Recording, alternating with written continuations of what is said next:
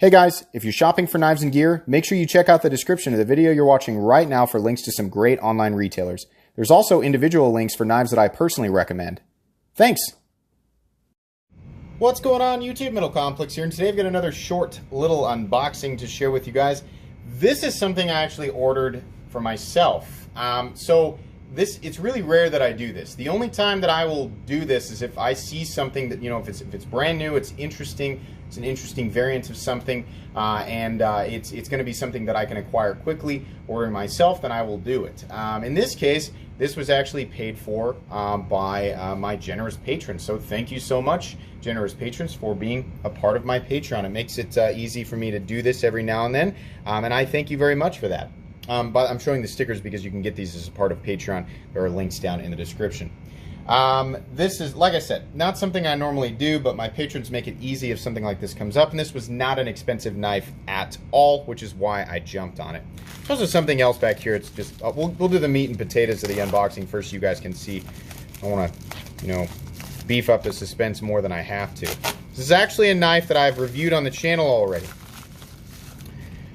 But there's something pretty interesting about it. I just was scrolling through Blade HQ, and there will be links for this down in the description. Scrolling through Blade HQ, and this popped up. And I thought, yeah, you know what? I would like to look at that. So this is the CJRB Crag, right? But it has a different lock. Look at that. Oh, interesting. This is kind of what I assumed it was going to be like. So, the detent's a little light. But I can still flip it, for sure. But it's this slide lock thing. It's interesting. There's the actuator switch. It essentially pulls the... It's not pulling the stop pin back. How does that work? Is it pushing... It's pushing this into place. Well, it's solid.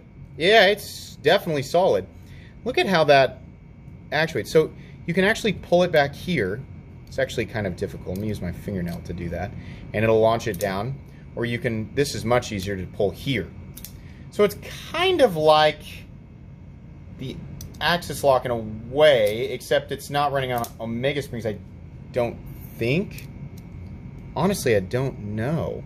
So this is, the reason I wanted this to be mine is so that I could take it apart and show you guys.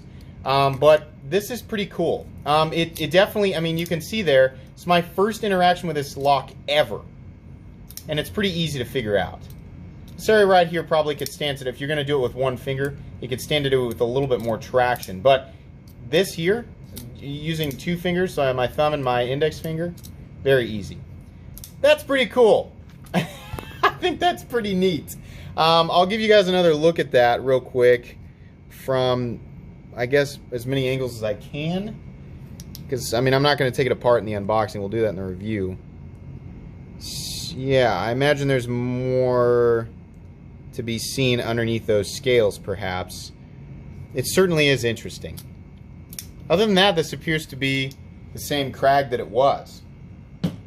Very cool. Alright, so what's in this other package? This is just for me, and if you watched me unbox my recent Hinderer knife, I didn't have to include this on the unboxing, I just thought I would.